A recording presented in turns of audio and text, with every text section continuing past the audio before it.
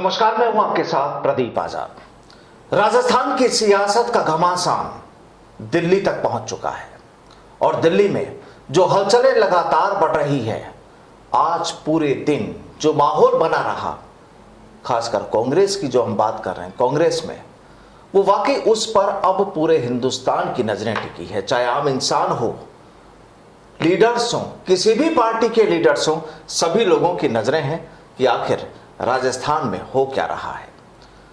अब पहले जहां पर राजस्थान में एक उम्मीद यहां के लोगों को जगी थी कि अब नेक्स्ट सीएम इन राजस्थान सचिन पायलट, लेकिन फिर अचानक जो माहौल बदला और रविवार को जो तस्वीर राजस्थान की राजधानी जयपुर में नजर आई, उसके बाद कहानी पूरी तरह से तब्दील हो गई। हालांकि ऐसा नहीं है कि जो कुछ हुआ अब उस पर रिएक्शन नहीं हो सकता, बिल्कुल हो सकता है, क्योंकि ये सियासत है और सियासत में कब क्या हो जाए कुछ नहीं कहा जा सकता। पहले उम्मीद ये थी कि अशोक गहलोत जो राजस्थान के सीएम हैं, ये राष्ट्रीय अध्यक्ष के तौर पर जिम्मेदारी संभालेंगे, लेकिन अब वहां भी कुछ असंभावनाओं के बादल मंडराने लगे हैं। तस्वीर ये बनी कि शायद अब सचिन पायलट राजस्थान के सीएम नहीं हो सकते, लेकिन अब वो तस्वीर भी धीरे धीरे यहां के उनके चाहने वालों में एक उम्मीद की किरण जगा रही है कि हो सकता है कि वाकई सचिन पायलट ही राजस्थान के अगले मुखिया हों। बहरहाल सियासत में क्या होता है और किन तमाम नेताओं के और भी नाम आते हैं, क्योंकि राजस्थान में जो धुआंधार इस समय क्रिकेट का जो मैच चल रहा है, ये एक जो सियासी मैच चल रहा है कि कोई बॉलिंग कर रहा है, कोई छक्के मार रहा है, कोई कैच लपक रहा है, तमाम जो चीजें हैं, लेकिन आखिरी फैसला एम्पायर का होता है। और इस समय सभी लोगों की नजरें कांग्रेस के एम्पायर यानी हाई कमान पर टिकी है। बहरहाल क्या हो सकता है और क्या चाहते हैं सचिन पायलट को चाहने वाले, क्या हैं उनकी उम्मीदें और किस तरह से राजस्थान की सियासत को वो देखते हैं, आज इसी पर चर्चा होगी। और चर्चा के लिए हमारे साथ मौजूद हैं बच्चू सिंह बैसला।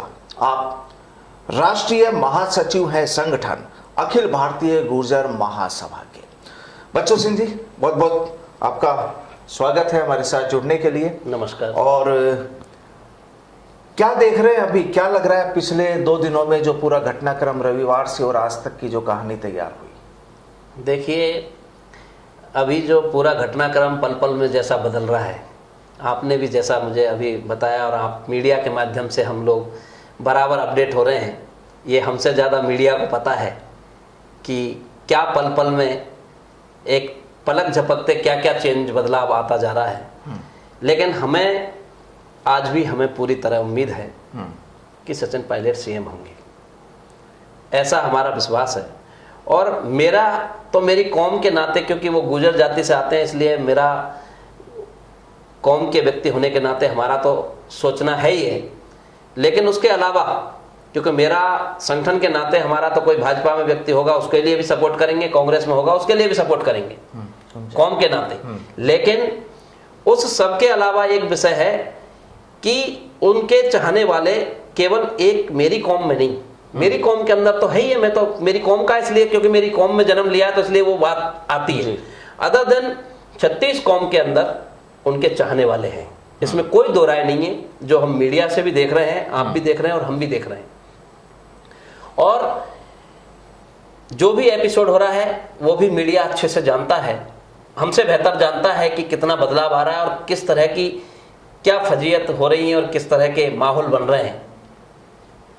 जबकि स्थिति यह है कि आज कई लोग जो है सामने आ रहे हैं जो कभी एक साथ पूरी तरह से गहलोत साहब के साथ खड़े थे, आज वो ना चाहते हुए भी गहलोत साहब ने सचिन पायलट के पाले में भेज दिए, क्योंकि उन किसी ना किसी बहुत संजीदा आदमी हैं, बड़े धीर गंभीर व्यक्तित्व में, मैंने पहले भी कहा उनके लिए कि बड़े व्यक्तित्व के धनी हैं। और आज भी मुझे पूरी उम्मीद है, विश्वास है कि गहलोत साहब भी अब इसमें सहयोग करने का काम करेंगे कि वो समझेंगे और वो समझदार हैं, लेकिन वो जरूर इस लाइन पे फैसला करने में सहयोग करेंगे। लेकिन 2 दिन पहले जो पूरी कहानी जो तब्दील हुई वो सभी ने देखी, और आधी रात तक जो पूरा एक सियासी ड्रामा जो चला, उसे किस नजरिए से देखते हैं? मैं वही कह रहा हूँ कि उस चीज का जो हुआ था वो एक जल्दबाजी में, क्या जल्दबाजी में इन्होंने फैसला किया इस तरह का जो कि इनको समझ में नहीं आया। आज वो भी शायद मन में पछता रहे होंगे कि हमने ये गलत स्टेप लिया। कौन?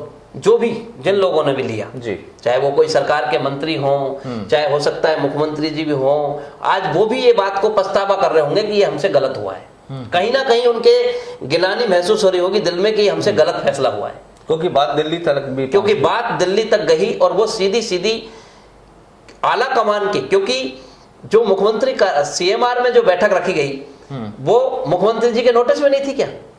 नोटिस में थी। जब मुख्यमंत्री जी के सीएमआर में सीएलपी की बैठक रखी जा रही है और अजय माकन कौन है? अजय माकन आला कमान के दूत भेजे हैं, बिल्कुल अपनी मर्जी से नहीं आए हैं।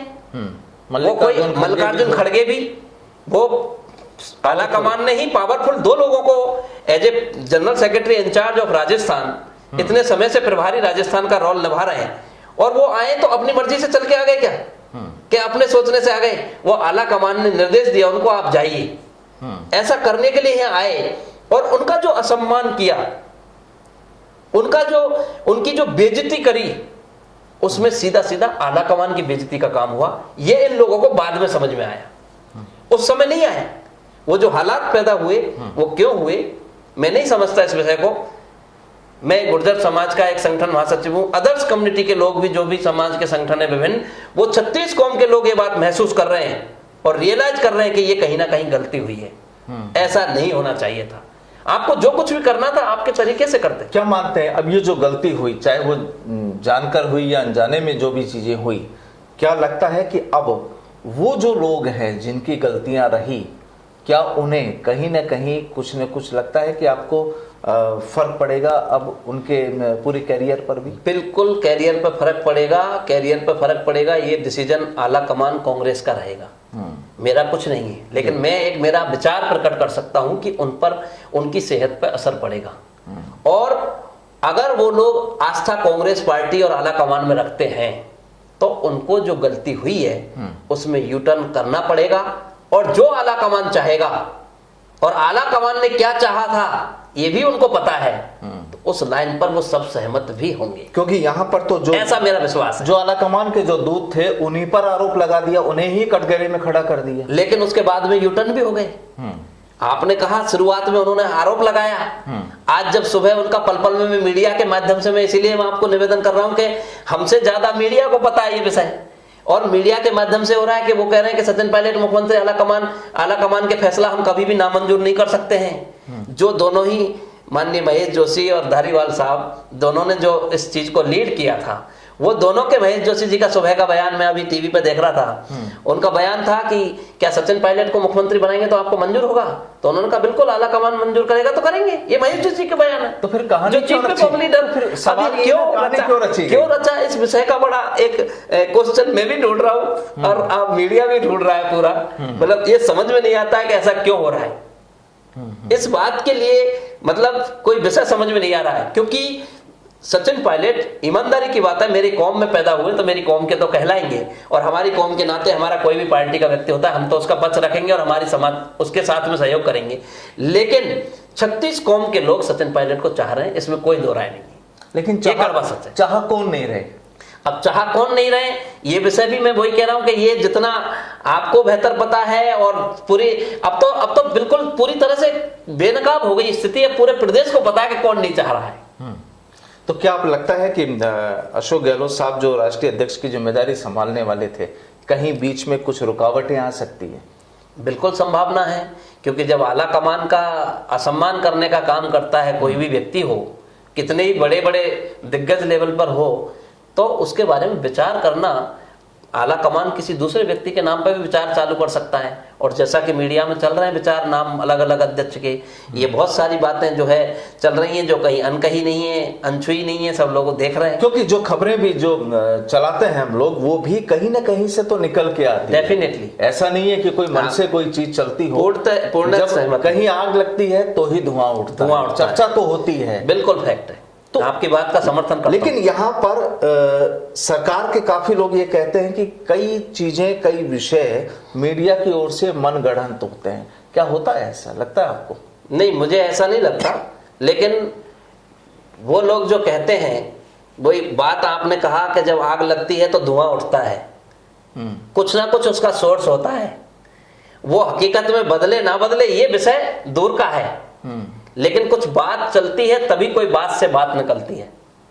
तो अब क्या लगता है कि कांग्रेस में अगर हम देखें कि आने वाले वक्त में, चूंकि अगले साल चुनाव है, ये पूरा माहौल चुनाव से ठीक पहले जब सियासत राजस्थान में गर्मा रही है और उससे ठीक पहले जब इस तरीके का एपिसोड होता है, इस तरीके का घटनाक्रम होता है, तो कहानी क्या लगती है अब कांग्रेस की स्थिति की राजस्थान में?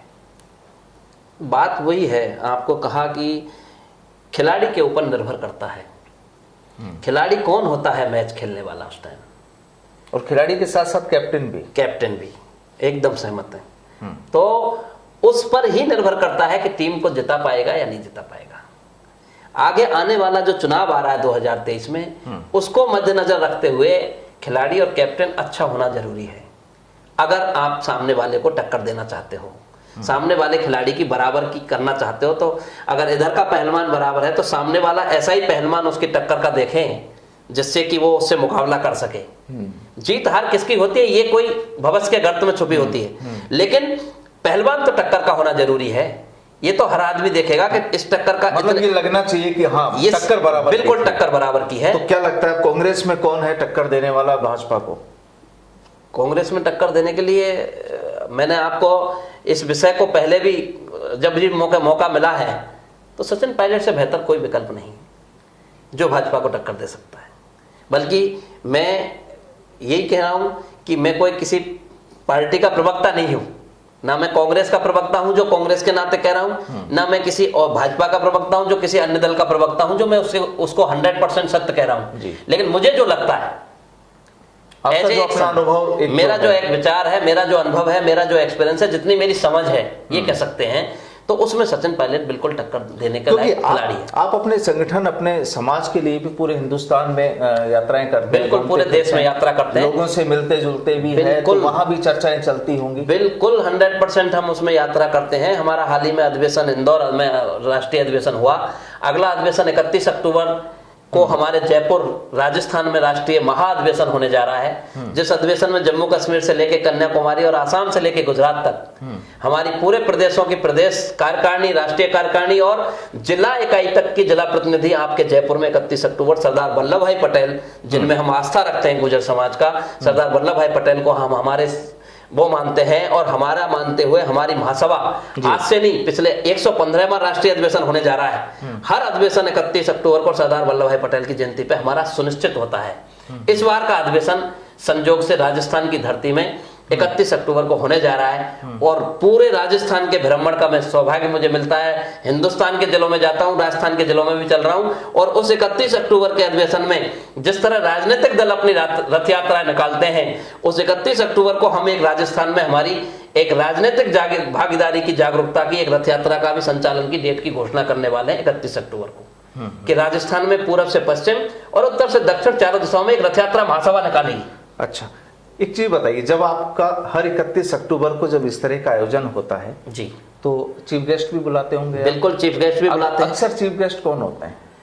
चीफ गेस्ट तो जो भी प्रदेश के मुखिया होते हैं या केंद्र के होते हैं, तो और दोनों ही दलों के व्यक्ति होते हैं। एक दल का व्यक्ति नहीं होता हमारी महासभा में। हमारी महासभा में हमारी समाज के तो जितने भी विभिन्न दल हैं देश में, उनमें कोई व्यक्ति राजनीति कर रहा है। जिस तरह पंजाब में हमारे डिप्टी स्पीकर है इस समय आप पार्टी में, गढ़शंकर से विधायक हैं, जय किशन रोरी जी। हमारे गुजर विधायक हैं, जिनके लिए मैं 6 महीने पहले जब पंजाब इलेक्शन हुआ था तो मैं उनका एक सभा करके आया था 10,000 लोगों की उनकी विधानसभा क्षेत्र में। वो अभी डिप्टी स्पीकर है प्रेजेंट में पंजाब में आप पार्टी में। संतोष कटारिया हैं जो बलाचौर से विधायक हैं, वो भी हमारे कार्यक्रम में मंचासीन होंगे, वो भी हमारे गेस्ट होंगे। साथ में हमारे महाराष्ट्र में 2 कैबिनेट मंत्री हैं, गिरीश महाजन हैं जो बीजेपी के कोटे से हैं, और गुलाबराव पाटिल हैं जो शिवसेना के कोटे से, जो महाराष्ट्र में 2 गुजर कैबिनेट मिनिस्टर हैं प्रेजेंट में, वो भी लोग हमारे आमंत्रित होंगे।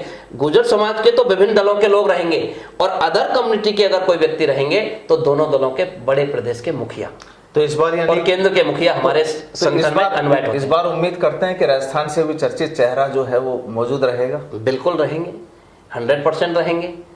और मैंने आपको फिर कह रहा हूं वापस से कि जो भी होगा उस समय मौके पे हम उस सबको बुलाएंगे, जो प्रदेश का मुखिया हो चाहे केंद्र का मुखिया हो सकता है भारत सरकार के गृह मंत्री को भी हम आमंत्रित करें, हो सकता है रक्षा मंत्री राजनाथ सिंह जी को भी हम इनवाइट करें।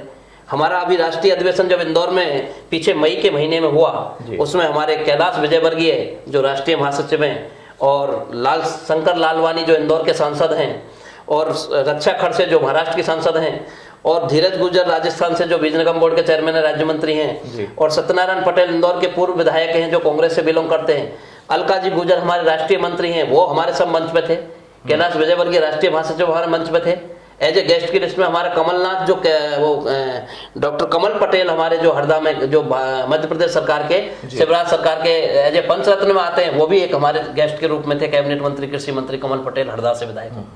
तो कहने का मतलब हम सबका समावेश उसमें रखते हैं, लेकिन सबका सम्मान रखते हैं। और उसमें हमारे महासभा की एक बात भी होती है कि हम उनके माध्यम से उनकी पार्टियों में ये मैसेज पहुंचाते हैं कि हमारे समाज के जो भी विषय हैं, चाहे राज्य सरकार है, जिसकी राज्य सरकार है, राज्य सरकार के विषय में हमारे समाज की मुद्दों का पूरा पालन करवाए, उसको पाबंद करके भेजते हैं। साथ में केंद्र का विषय है तो केंद्र के लोगों से कहते हैं कि आप जाके अपने केंद्रीय नेतृत्व को कहें कि जो हमारे एजेंडे और समाज की मूल मांग है, जैसे गुजर रेजिमेंट हमारा बहुत बड़ा मुद्दा है, देश में चल रहा है। हमारे 14 बिंदुओं पर हमने पिछले अधिवेशन में रखा, वो 14 बिंदु हमारे राष्ट्रीय महाअधिवेशन 31 अक्टूबर सरदार वल्लभ पटेल की जयंती में जयपुर के बिरला ऑडिटोरियम में भी रहेगा।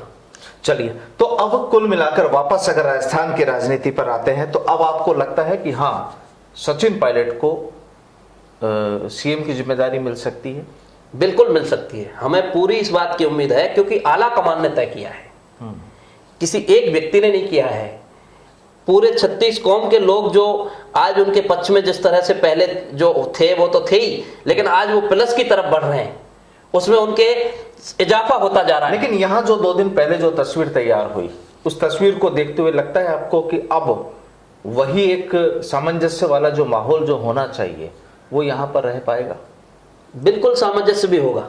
और किसी से जब भी कोई कहते हैं ना कि कोई व्यक्ति भूला हुआ, वो खुद ही लोग कहते हैं, उनकी पार्टियों के आपस में कहते हैं कोई भूला हुआ, सुबह का भूला शाम को घर आ जाता है, तो भूला नहीं कहलाता है, उसको घर में सब समाते हैं। क्योंकि सुर तो अब कईयों के बदल रहे हैं, और उसी सुर से ये देखा जा रहा है, और उसी से ये बात निकल के आ रही है, क्योंकि जैसा पहले भी इनका पूर्व में कुछ इस तरह के घटनाक्रम इनकी पार्टी में हुए, कोई भी राजनीतिक दल हो, चाहे भाजपा हो, कांग्रेस हो, इन जनरल जब हुए उनके घटनाक्रम, तो उन्होंने कहा सुबह का भूला शाम को घर आ जाएगा, तो कोई बात नहीं है। अब जिन लोगों ने गलतियां की हैं और वो लोग स्वीकार कर लेंगे, ठीक है साहब सचिन पायलट जी को मुख्यमंत्री बना दो, हमें स्वीकार है, हम सब सहमत है और हम सब एक हैं, तो हो सकता है वो भी भूले हुए घर घर बट के आ जाएंगे, तो उनको भी भूला नहीं कहलाएगा। कहीं ऐसा तो नहीं कि ठीक है एक बार सुर बदल गए, कुछ अगर आला कमान ने उनको धमका दिया, समझा दिया, बता दिया, लेकिन इंटरनल तौर पर फिर राजस्थान की सियासत गरमाने लगे? देखो, उससे कोई उनका ही नुकसान होना है, फायदा किसी का नहीं होना। फायदा फिर वो दूसरे विपक्ष को देंगे जी, सीधी सी बात है। उससे उनका किसी का भला नहीं होने वाला है। मैं आपको फिर कह रहा हूं कि मैं प्रवक्ता नहीं हूं, लेकिन मैं एक स्पष्टवादी विचार रूप से मन की भावना मेरी प्रकट कर रहा हूं, जितना मुझे समझ है कि उससे अंततोगत्वा नुकसान किसका? उन्हीं का नुकसान होना है। चाहे कोई भी पक्ष करे, गलती जो करेगा वो भुगतेगा। गलती सजा, हर गलती सजा मांगती है, ये माननीय गहलोत साहब बोलते हुए मैंने कई बार बड़े बड़े चैनलों पर देखा है माननीय मुख्यमंत्री राजस्थान को, कि हर गलती सजा मांगती है। तो यहाँ लगता है आपको कि यहाँ भी अब वो एपिसोड होगा? लेकिन मैं वही कह रहा हूं आपसे कि ये स्वयं गहलोत साहब कहते हैं, मैंने बहुत बार उनको सुना है चैनल पे, कि हर गलती सजा मांगती है। नहीं, वो तो ये भी कहते हैं कि जो राजनीति में जो होता है वो दिखता नहीं, और जो दिखता है वो होता नहीं। अब वही चीज मैं आपसे निवेदन कर रहा हूं प्रदीप जी। क्या है कि सारी चीजें सबको पता है, हमसे ज्यादा सबको मीडिया को पता है। हर आदमी आज, कोई बच्चे को आज ये सोचते हो ना, कभी भी किसी व्यक्ति ने, कभी राजनीतिक दल के व्यक्ति ने ये गलतफहमी सोचता हो कि अब जनता समझदार नहीं है। आज एक एक छोटा छोटा बच्चा हाथ में मोबाइल, डिजिटल युग है, वो लेके देख रहा है सारी हरकतें कि किसकी क्या हरकतें हैं, कौन क्या कर रहा है, कौन सही है, कौन गलत है। ये निर्णय हर व्यक्ति अपने हाथ में डिसीजन लेके निर्णय देख रहा है कि किस व्यक्ति की सच्चाई है। यानी सब कुछ उंगलियों पर है, बिल्कुल टिप्स पर है इस डिजिटल युग में। ये वह बेहतर तरीके से है और मैं इसको पक्का मानता हूं, कोई माने ना माने। यानी अब तो पार्टी के, कोई भी पार्टी के हो, तमाम लीडर्स को, सियासत करने वालों को ये जान लेना, समझ लेना चाहिए कि उनकी एक एक चीज पब्लिक की आंखों के सामने है, हाथों में है, जो वो देखते रहते हैं। तमाम वो अच्छे से समझ रही है पब्लिक। एक एक आदमी, आज एक एक बच्चा इस बात को समझ के बैठा है। राजस्थान के दूर दराज गाँव में बैठा हुआ व्यक्ति भी, जहां कहते हैं कि बिजली नहीं है, जहां प्रॉपर लाइट नहीं आ रही, वहां पर बैठा व्यक्ति भी एक एक हरकत को बात कर रहा है। इंटरनेट, मोबाइल डाटा जरूर है। इस डिजिटल क्रांति से भारत के अंदर हर जगह, राजस्थान के अंदर गांव ढाणी में जो पढ़ना लिखना नहीं जानता वो भी मोबाइल पे देख रहा है कि मेरा नेता क्या हरकत कर रहा है, कब क्या बयान दे रहा है, जिसको मैंने वोटों के चुन के भेजा था आज वो क्या गलत डिसीजन कर रहा है या सही डिसीजन कर रहा है। ये फैसला वो लोग कर रहे हैं और सोच रहे हैं आने वाले चुनाव में 2023 में वो उनके हिसाब से वोट करेंगे। और सब कुछ देखते हुए इन बातों का बहुत बड़ा, प्रदीप जी, असर आने वाला है 2023 में, ये आपको देखने को मिलेगा। ये मेरा दावा है, ऐसा मेरा विश्वास है, मेरा मानना है। बिल्कुल। तो देखिए, अब पब्लिक का भरोसा कहां पर टिकता है और पब्लिक की चाहत क्या होती है, पब्लिक का डिसीजन क्या होता है, ये तो खैर आने वाले वक्त में पता लगेगा। लेकिन सबकी नजरें इस समय टिकी है कि कांग्रेस के आला कमान क्या डिसीजन लेते हैं, क्या करते हैं। और राजस्थान की सियासत वाली ये जो तस्वीर है, जो रंग बिरंगी और ड्रामे वाली जो तस्वीर जो तैयार हुई, अब इसमें कौन सा रंग आला कमान की ओर से भरा जाता है, कौन से रंगों को अलग निकाला जाता है और फिर साफ सुथरी कौन सी तस्वीर होती है। और सबसे बड़ी बात कि उस तस्वीर, वो तस्वीर किसके हाथ में होती है, उसको लेकर तैयार खड़ा रहने वाला शख्स कौन होता है। क्योंकि यहां पर अभी कहानी केवल और केवल सचिन पायलट की चल रही है। बहरहाल बहुत बहुत शुक्रिया बच्चू सिंह जी हमारे साथ जुड़ने के लिए। धन्यवाद। फिर मुलाकात होगी एक नई शख्सियत के साथ। फिलहाल नमस्कार। नमस्कार।